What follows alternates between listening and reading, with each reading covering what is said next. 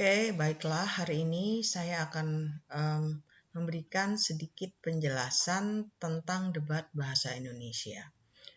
Debat bahasa Indonesia merupakan salah satu kompetensi dasar wajib yang ada di kelas 10 semester 2. Kali ini saya ingin menjelaskan beberapa hal untuk menjalankan sebuah praktek debat yang bisa digunakan oleh teman-teman guru bahasa Indonesia dalam mengambil nilai praktek.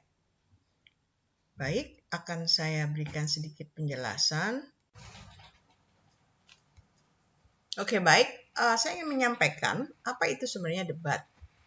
Debat, menurut Regi Lastri, adalah suatu kegiatan atau aktivitas untuk membahas sesuatu dan mempertahankan pendapat. Jadi yang kita bahas itu adalah suatu hal yang menimbulkan kontroversi di tengah masyarakat dan akan menimbulkan dua sisi orang yang setuju dan tidak. Nah, masing-masing orang yang setuju atau tidak ini harus mempertahankan pendapat. Kemudian dalam debat itu juga seseorang yang ingin mempertahankan pendapat itu harus memberikan alasan atau bukti agar orang lain itu yakin bahwa apa yang kita sampaikan itu adalah benar, bahwa sesuatu yang kita sampaikan itu adalah tepat untuk diaplikasikan atau ingin kita hindari. Nah, di dalam sebuah perdebatan, seorang pedebat itu harus mampu menggiring orang lain, dalam hal ini juri atau penonton, untuk mengikuti apa yang mereka pikirkan atau yang mereka yakini. Ya, sama halnya ketika seorang calon legislatif atau seorang pemimpin yang ingin masyarakat yang melihat pidatonya itu mengikuti apa yang dia sampaikan hingga akhirnya memilih untuk percaya apa yang mereka sampaikan itu benar atau akhirnya memilih mereka. Selanjutnya, di dalam masyarakat sebenarnya debat itu telah terjadi secara alami. Ketika ada hal yang ditampilkan di permukaan melalui sosial media, televisi, ataupun dalam perbincangan di kalangan masyarakat, seringkali menimbulkan isu yang membuat orang akan memperdebatkan satu hal, dan itu sangat luas, baik itu agama maupun negara, ekonomi, budaya, politik, dan hukum. Ya, debat juga adalah satu kegiatan yang diyakini sebagai kebenaran. Namun, hal yang dilakukan dalam debat itu sudah seharusnya disampaikan secara sistematis berurutan. Nah, sekarang kita akan membicarakan debat formal yang biasanya kita lakukan di kelas atau bersama siswa. Debat formal juga saat ini seringkali sudah masuk ke dalam perlombaan atau salah satu mata lomba resmi yang dilaksanakan oleh Puspresnas yang akan menjaring siswa-siswa mulai tingkat kabupaten kota hingga tingkat nasional.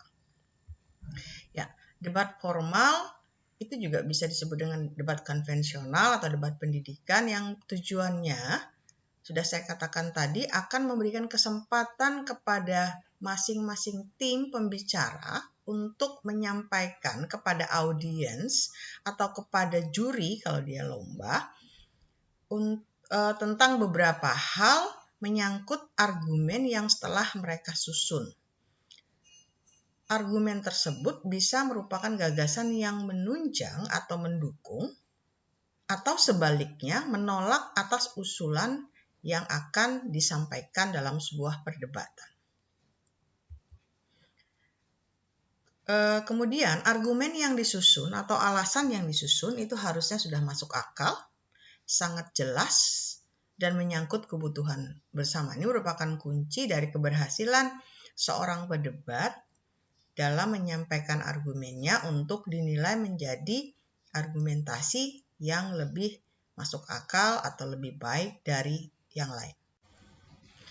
Sekarang kita ingin melihat dalam sebuah perdebatan ada beberapa unsur. Yang pertama adalah mosi. Apa itu mosi? Mosi itu harus ada dalam sebuah perdebatan. Jadi dia merupakan topik atau masalah yang harus diperdebatkan. penting bagi melakukan kegiatan debat akan adanya sebuah mosi, dan mosi ini harus bisa diperdebatkan oleh tim pro dan tim kontra. Artinya, mosi ini tidak boleh berat sebelah, di mana akan lebih menguntungkan tim pemerintah atau tim afirmatif, tapi juga harus bisa mengakomodir tim dari tim kontra atau tim oposisi. Jadi ketika seseorang ataupun sekelompok juri membuat mosi, mereka akan mempertimbangkan apakah mosi yang akan mereka tampilkan ini tidak lebih menguntungkan tim pemerintah atau sebaliknya tim oposisi. Jadi harus sama-sama seimbang. Hanya dalam sebuah perdebatan, mosi itu diawali dengan kata dewan ini yang diadaptasi dari bahasa Inggris yang biasanya disingkat menjadi TH atau this house. Kenapa kita menggunakan kata dewan?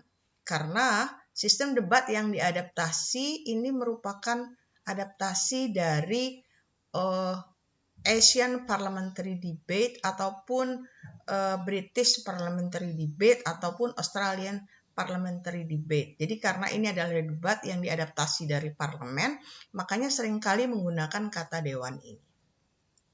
Seperti contoh di sini adalah dewan ini menyesali adanya pembatasan sosial berskala besar. Istilah menyesali akan merujuk kepada evaluasi apakah program PSBB itu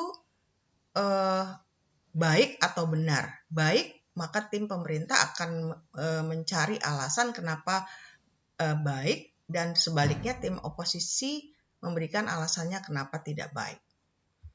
Kadang-kadang mosi juga bisa menggunakan kata dewan ini akan meneruskan.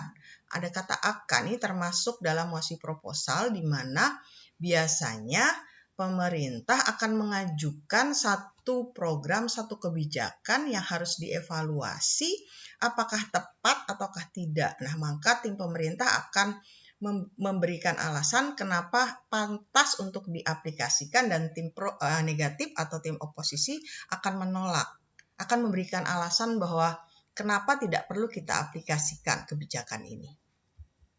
Mosi juga bisa dalam bentuk evaluatif mosi, atau karena dari bahasa Inggris disebut dengan evaluative motion, ataupun kita ingin menilai apakah hal yang sudah terjadi itu layak untuk diteruskan ataupun tidak.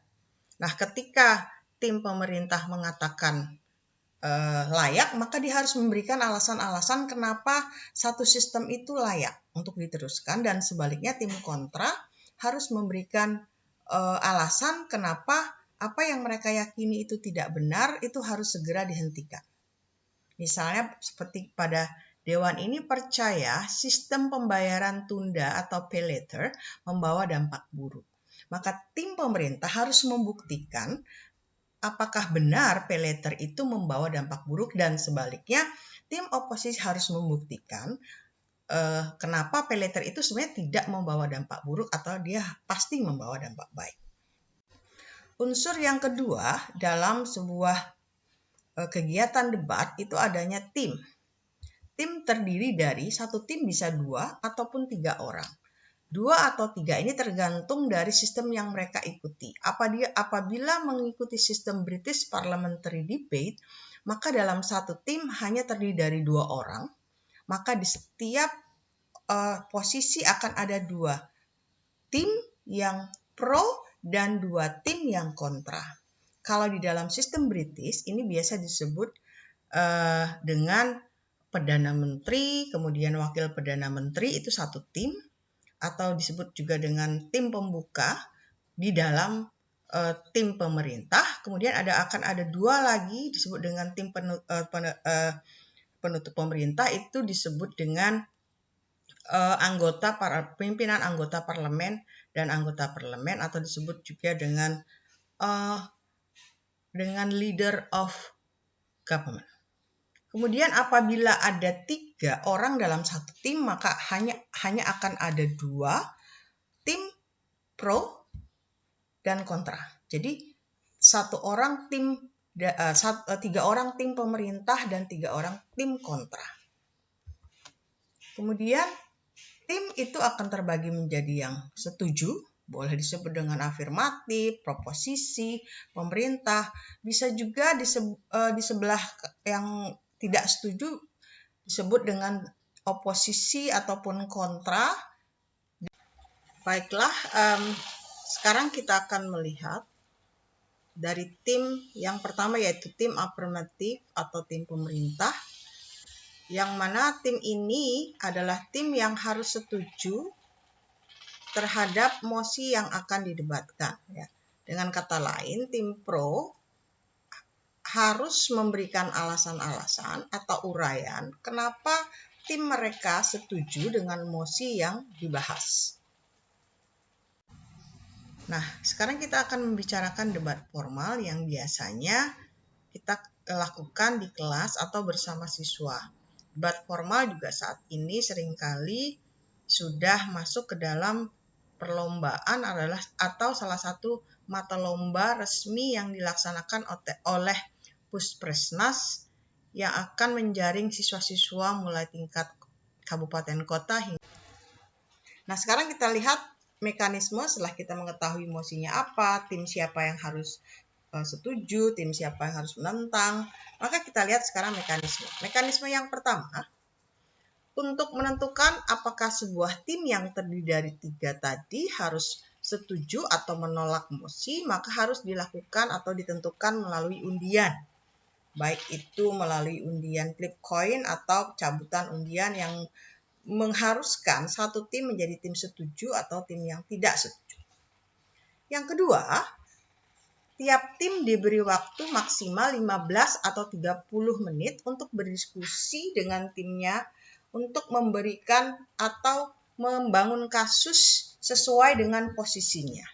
Mengapa harus ada 15 atau 30 detik? Apabila mosi itu telah kita berikan sehari 2 hari sebelumnya, maka mosi ini sebenarnya sudah dipelajari oleh para peserta debat atau para siswa, sehingga waktu yang ditentukan hanya 15 menit. Namun, apabila mosi tidak kita berikan di hari-hari sebelumnya, tapi hanya saat itu, maka kita harus memberikan waktu lebih lama kepada tiap tim untuk membangun kasusnya, apakah dia setuju atau tidak. Untuk diketahui, dalam sebuah perdebatan resmi dalam perlombaan, ketika membangun kasus, biasanya setiap tim itu tidak diperbolehkan melakukan browsing ataupun membuka sumber dari internet. Dia hanya boleh membuka material yang sudah dalam bentuk cetakan atau print out. Lalu, mari kita lihat bagaimana setelah 15 atau 30 menit selesai, maka perdebatan akan dimulai. Tim yang berdiri di posisi kanan juri atau penonton itu adalah tim pemerintah atau tim afirmatif, dan sebaliknya yang di kanan daripada penonton itu adalah tim oposisi. Mereka akan duduk berurutan atau tidak, namun tidak jadi masalah. Namun ketika mereka berbicara harus sesuai dengan porsi yang sudah mereka lakukan atau mereka tetapkan pada saat pembangunan kasus tadi. Yang pertama, yang akan berbicara adalah pembicara dari tim afirmatif. Setelah dia berbicara selesai, maka akan dilanjutkan oleh tim dari oposisi. Jadi berurutan yang dimaksud bukan berdasarkan tim, tapi bergantian pembicara 1, 2, demikian juga setelah pembicara oposisi selesai, maka yang akan berbicara adalah pembicara kedua dari tim afirmatif. Setelah selesai, dilanjutkan oleh tim oposisi, kemudian barulah pembicara ketiga dari tim afirmatif yang akan dilanjutkan oleh tim oposisi. Kemudian pidato balasan. Saya tekankan di sini, pidato balasan itu harus dilakukan oleh pembicara 1 dan 2 di tiap timnya. Jadi tidak diperkenankan pembicara ketiga yang menjadi orang yang menyampaikan pidato balasan. Untuk pidato balasan itu dimulai duluan oleh tim oposisi. Setelah itu baru dilanjutkan oleh tim afirmatif. Itu adalah mekanisme ketika berbicara, jadi secara bergantian. Karena ini adalah debat ilmiah di mana orang selalu diberikan kesempatan untuk berbicara. Ingin saya sampaikan di sini, ketika setiap pembicara 1 hingga 3 berbicara, pembicara lawan atau tim pemerintah atau tim oposisi itu boleh memberikan interupsi. Interupsi diberikan ketika menit pertama dimulai hingga menit ke-6. Interupsi diberikan untuk memberikan pertanyaan ataupun konfirmasi terhadap kalimat atau pernyataan yang disampaikan oleh tim lawan. Interupsi ini hanya selama 5 detik. Tidak boleh lebih, boleh kurang. Selanjutnya, berapa lamakah tiap pembicara? Jadi setiap pembicara 1 hingga 3, baik dari tim pro oposisi atau tim pemerintah atau tim kontra atau oposisi, itu menghabiskan waktu maksimal 7 menit 20 detik. Apakah boleh kurang? Tentu saja tidak dilarang, namun biasanya kekurangan waktu akan membuat argumentasi yang disampaikan tidaklah maksimal. Namun apabila lebih dari 20 detik akan ada peringatan dari pembawa waktu atau pengatur waktu dengan memberikan ketukan.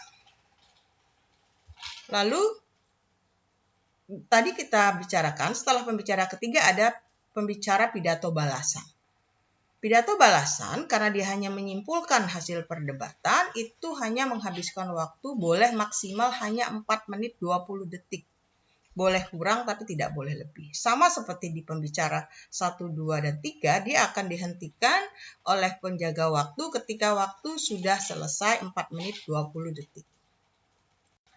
Baiklah, sekarang kita akan melihat dari tim yang pertama yaitu tim afirmatif atau tim pemerintah, yang mana tim ini adalah tim yang harus setuju terhadap mosi yang akan didebatkan. Ya. Dengan kata lain, tim pro harus memberikan alasan-alasan atau uraian kenapa tim mereka setuju dengan mosi yang dibahas.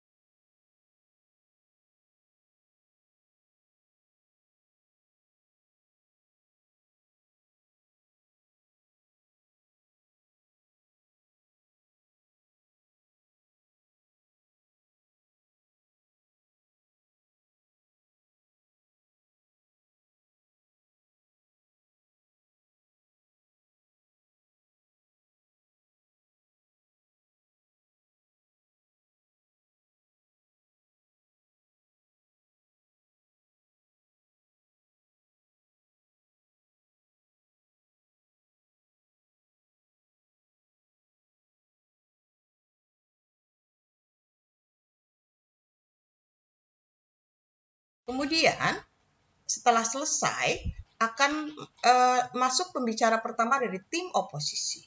Tugas daripada tim oposisi yang pertama, dia harus menanggapi pembicara pertama.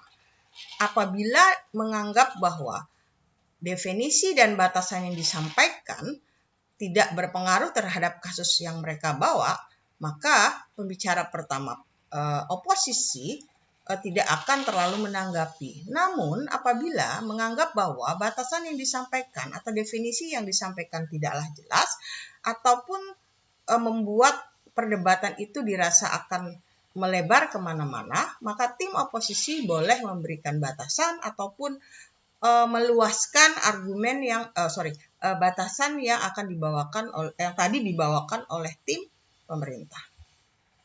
Lalu tugas yang berikutnya adalah pembicara oposisi harus memberikan bantahan terhadap argumentasi yang dibawakan oleh tim pemerintah yang sesuai dengan posisi mereka dari tim oposisi.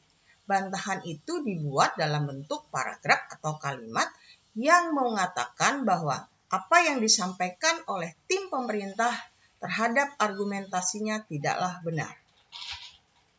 Setelah selesai, barulah tim oposisi memberikan argumentasi yang menentang mosinya atau sesuai dengan apa yang telah mereka bangun kasusnya di 30 menit sebelumnya. Argumentasi ini harus tidak boleh berlawanan dengan posisi mereka. Setelah selesai, akan tampil pembicara kedua dari tim pro yang mana tugasnya hampir mirip dengan pembicara pertama dari tim oposisi. Yang pertama, tim pemerintah, yang kedua harus memberikan bantahan terhadap argumentasi yang dibawakan oleh tim oposisi dari pembicara pertama. Bantahan itu sekali lagi harus sesuai dengan apa yang sudah mereka bicarakan sebelumnya.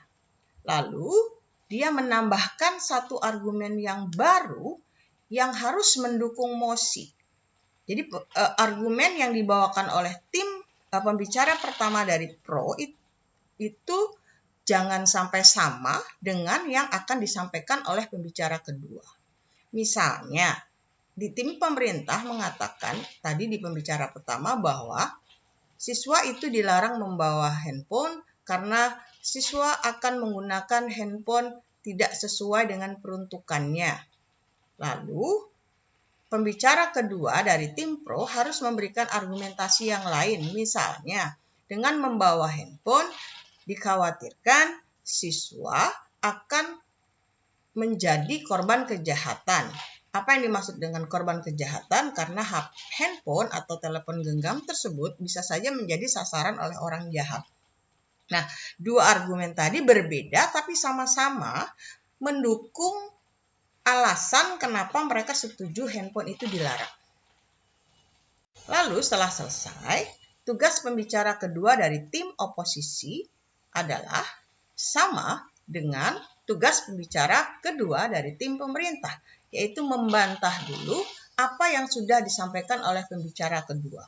Kalau memungkinkan, juga menambahkan bantahan dari argumentasi yang dibawakan oleh pembicara pertama. Lalu, setelah selesai memberikan bantahan, tim oposisi juga harus memberikan argumen baru yang menentang mosi. Argumen ini sekali lagi tidak boleh sama dengan argumen yang dibawakan oleh pembicara satunya. Misalnya, ketika pembicara satu dari tim oposisi mengatakan bahwa kita jangan melarang siswa itu membawa handphone karena handphone itu bisa digunakan sebagai alat komunikasi ketika dibutuhkan. Nah, pembicara kedua dari tim oposisi harus memberikan argumen lain yang tidak boleh sama. Misalnya, handphone juga bisa menjadi sarana untuk mencari informasi ketika dibutuhkan. Misalnya, dipakai untuk mencari informasi ketika belajar pada saat diskusi karena buku saja terkadang tidak cukup. Nah, argumen itu harus dikembangkan dengan contoh dan lain sebagainya sehingga tim oposisi akan semakin kuat untuk tidak melarang handphone itu digunakan di sekolah. Nah, kemudian ketika pembicara kedua dari tim oposisi telah selesai, yang akan maju berikutnya adalah pembicara ketiga dari pro. Tugas dari pembicara ketiga dari pro yang pertama itu mirip dengan yang dilakukan oleh tim oposisi yang tadi, yaitu memberikan bantahan terhadap argumen dari pembicara 1, 2, dan 3. Tetapi biasanya yang lebih baik adalah pembicara ketiga dari tim pro ini harus menentukan dulu titik perdebatan dari kedua belah pihak. Mana yang menjadi konsentrasi perdebatan atau argumen yang mereka bawakan. Namun bisa juga dia langsung memberikan bantahan terhadap apa yang sudah disampaikan. Kemudian yang kedua tugasnya, ini sangat penting disampaikan bahwa tim pemerintah tidak diperkenankan lagi, pembicara ketiga, memberikan argumen baru. Dia hanya boleh memperkuat dengan memberikan ulasan yang lain, contoh yang lain, atau fakta yang lain. Dia tidak diperkenankan membawa argumen baru. Mengapa? Karena argumen baru biasanya tidak akan sempat dibantah oleh tim oposisi. Jadi dia hanya memperkuat saja argumen yang sudah dibawakan oleh kedua pembicara sebelumnya. Lalu pembicara ketiga dari tim pemerintah itu juga sama. Yang pertama dia adalah menentukan titik perdebatan, apa yang paling sering dibahas dalam perdebatan tadi, ataupun dia hanya memberikan bantahan dari argumen yang sudah dibawa dari tim proposisi atau tim pemerintah. Dan yang terakhir, dia juga sama seperti pembicara ketiga dari tim pemerintah atau proposisi, tidak diperkenankan membawakan argumen yang berbeda. Dia hanya boleh memperkuat dengan memberikan ulasan baru, contoh baru, atau bukti baru. Kemudian, tugas pembicara penyimpul. Baik tim pro maupun tim kontra itu sama. Tugas pertama adalah memberikan gambaran tentang poin perdebatan. Apa yang sebenarnya terjadi dalam perdebatan yang berlangsung tadi.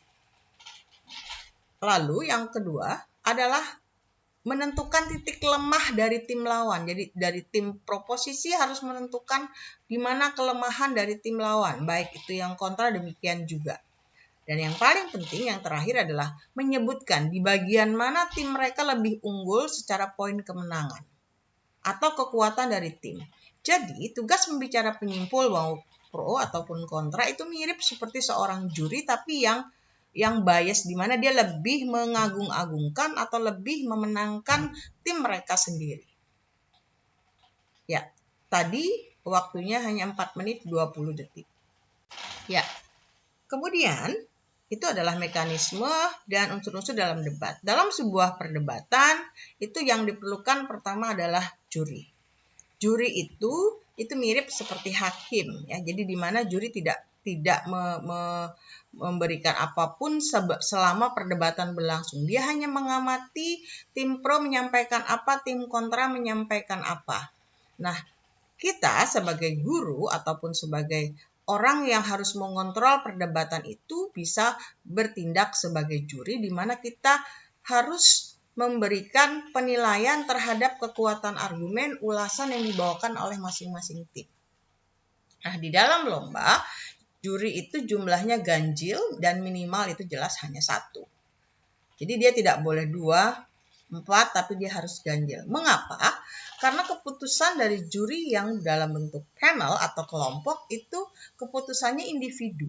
Jadi juri tidak memberikan keputusan secara kompromi. Jadi misalnya juri itu 3, maka ketika menentukan tim A yang lebih baik, tim pro atau kontra yang lebih baik, maka keputusan itu harus dilakukan secara individu. Jadi secara voting. Bisa saja keputusan juri itu 3-3-nya atau 5-5-nya memenangkan tim pro atau tim kontra, tapi keputusan itu tidak berdasarkan kompromi. Bisa saja ketika perdebatan itu berlangsung dengan ketat, maka akan terjadi perbedaan. Mungkin ada 2 juri memenangkan tim kontra dan sebaliknya ada 3 juri yang memenangkan tim proposisi. Ya, demikian.